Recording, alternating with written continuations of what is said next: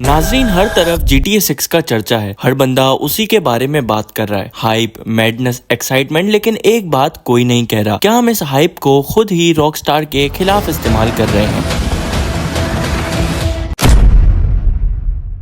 GTA 6 के trailer ने internet को एक्सप्लोड कर दिया। लीक्स ने ट्विटर को हिलाकर रख दिया और फैन थ्योरीज ने एक्सपेक्टेशन को आसमान पर पहुंचा दिया है। लेकिन इस चमक के पीछे एक अंधेरा भी है। आज की वीडियो में मैं वो सब बताने वाला हूं जो रॉकस्टार नहीं बताएगा, जो फैंस एक्सेप्ट नहीं करेंगे और जो रियलिटी सबसे ज्यादा डेंजरस हो सकती है। This is the dark side of GTA 6 hype. So let's begin. GTA 6 की हाइप सिर्फ बड़ी नहीं है, हिस्टोरिकली इनसेन है। कोई बोलता है मैप पूरा USA होगा, कुछ लोग कहते हैं मल्टीपल सिटीज होंगे इस गेम में, कोई बोलता है ग्राफिक्स रियल लाइफ से भी बेहतर होनी चाहिए। मतलब हर बंदा अपना खुद का GTA 6 बना रहा है। और सबसे क्रेजी बात, लोगों ने इतना लंबा इंतजार किया है कि अब जब भी दुनिया में कोई बड़ी चीज होती है, जैसे नया गेम आता है, नई मूवी आती है, नया टैग, तो कमेंट्स बढ़ जाते हैं। We got this before GTA 6। ये लाइन एक मीम बन चुकी है, एक फ्रस्ट्रेशन, एक ऑब्सेशन का सिंबल। और इसी ऑब्सेशन ने हाइप को अनरियल बना दिया है। और जब हर इंसान अपना वर्जन बनाए तो एक ही चीज होती है, अनरियलिस्टिक एक्सपेक्टेशन। यही वो सेम प्रॉब्लम है जिससे साइबर पंक बर्बाद हुआ। गेम बुरा नहीं था, लेकिन लोगों को जो इमेजिनेशन वाला गेम चाहिए था वो कोई भी स्टूडियो डिलीवर नहीं कर सकता था। GTA 6 के साथ भी यही रिस्क है। फैन इन्वेस्टमेंट इतनी ज्यादा है कि थोड़ा सा भी डिफरेंस हुआ तो डिसअपॉइंटमेंट का ब्लास्ट हो सकता है। हाइप जितनी बड़ी होती है, इम्पैक्ट उतना ही डेंजरस होता है। नाज़रीन, रॉकस्टार पर इस वक्त गेमिंग हिस्ट्री का सबसे इंटेंस प्रेशर है। 10 साल से फैंस वेट कर रहे हैं। 10 साल से रॉकस्टार ने कोई बड़ा सिंगल प्लेयर रिलीज नहीं किया। 10 साल से रॉकस्टार एक्सपेक्टेशन का एक माउंटेन बन चुका है। अब इमेजिन करो, हर डेवलपर, हर राइटर, हर डिजाइनर पर ये प्रेशर कितना हैवी होगा। गेम बग फ्री होना चाहिए, रेवोल्यूशनरी होना चाहिए, ओपन वर्ल्ड सबसे बड़ा चाहिए, ऑनलाइन सुप्रीम चाहिए। और जब डेडलाइन पास आती है तो एक और चीज स्टार्ट होती है, क्रंच। डेवलपर्स रात रात जागते हैं, पर्सनल लाइफ खत्म कर देते हैं, मेंटल बर्नआउट स्टार्ट हो जाता है। अब आप खुद सोचें कि इतने प्रेशर की वजह से डेवलपर्स कुछ क्रिएटिव सोच पाएंगे? और रॉकस्टार का नाम जितना बड़ा, उन पे प्रेशर उतना ही ज्यादा। GTA 6 की हाइप सिर्फ इंटरनेट पर नहीं, रॉकस्टार के हर डेवलपर्स के नर्व्स में दौड़ रही है। जैसे हर हार्ट बीट उन्हें याद दिला रही हो कि फेलियर अलाउड नहीं है। GTA 6 की हाइप सिर्फ उनके फैंस को नहीं जला रही, बल्कि रॉकस्टार के अंदर भी एक साइलेंट फायर लग चुकी है। हर डेवलपर उस फ्लेम के नीचे काम कर रहा है। GTA ऑनलाइन ने रॉकस्टार को सिर्फ सक्सेसफुल नहीं बनाया, एक मनी प्रिंटिंग मशीन बना दिया है। शार्क कार्ड्स ने बिलियन कमा कर दिए हैं। अब जिनको नहीं पता, शार्क कार्ड्स GTA ऑनलाइन की इन गेम करेंसी कार्ड्स हैं। सिंपल वर्ड्स में, shark card is equals to real पैसे से वर्चुअल पैसे लेना। आप रियल दुनिया के पैसे, कैश, क्रेडिट कार्ड देते हो और बदले में GTA ऑनलाइन के लिए GTA डॉलर मिलता है। ये GTA डॉलर आप गेम में यूज करते हो, गाड़ियां खरीदने, guns, properties, upgrades, business etcetera. अब प्रॉब्लम ये है, जब एक स्टूडियो को इतना पैसा ऑनलाइन मोड से मिलता है तो वो नेचुरली उसी मॉडल को फ्यूचर में रिपीट करना चाहता है। अब यहाँ से फैंस का सबसे बड़ा डर स्टार्ट होता है, कहीं GTA 6 की कहानी, मिशंस और गेम बैलेंस को मोनेटाइज करने के लिए सैक्रिफाइस ना कर दे। सोचो, अगर स्टोरी स्लो हो, अपग्रेड्स लॉक्ड हो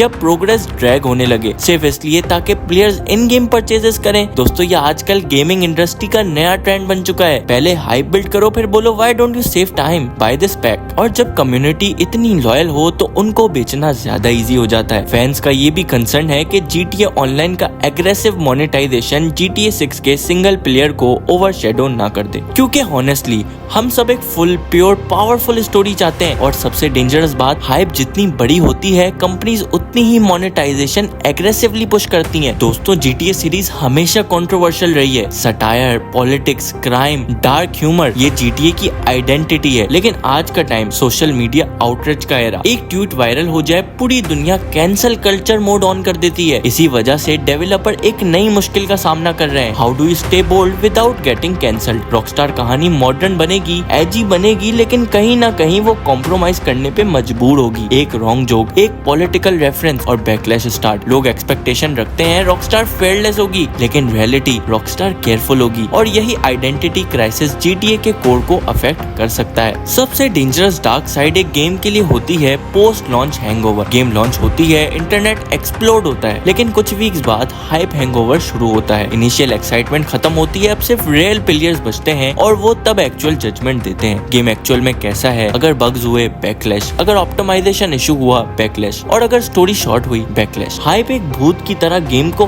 हॉन्ट करता रहता है और सबसे बुरी बात, रॉकस्टार की रेपुटेशन परमानेंटली डैमेज हो सकती है। साइबरपंक का नाम सुनकर लोग आज भी हंस देते हैं। रॉकस्टार नहीं चाहता कि GTA 6 का नाम भी ऐसा बने। तो फिर GTA 6 की हाइप का डार्क साइड क्या है? सिंपल, हमने इस गेम को इंसानी लेवल के ऊपर रख दिया है। एक्सपेक्टेशन इतनी हाई कर दी है कि कोई भी स्टूडियो कोई भी गेम 100% मीट नहीं कर सकता। लेकिन एक बात याद रखो, रॉकस्टार ने हमेशा इम्पॉसिबल को पॉसिबल बनाया है और शायद इस दफा भी वो हम सब को सरप्राइज कर दे। लेकिन ये वीडियो इसलिए थी ताकि हम समझ सके कि हाइप कभी कभी गेम को सेलिब्रेट करने से ज्यादा क्रश कर देती है। अगर आपको वीडियो पसंद आई तो लाइक जरूर करें और कमेंट्स में बताएं क्या आप वाकई में GTA 6 के लिए एक्साइटेड हैं। दोस्तों, ये साल का फाइनल लॉन्ग फॉर्म था, उम्मीद है आपको पसंद आया होगा। See you next year, stronger, better and even more honest.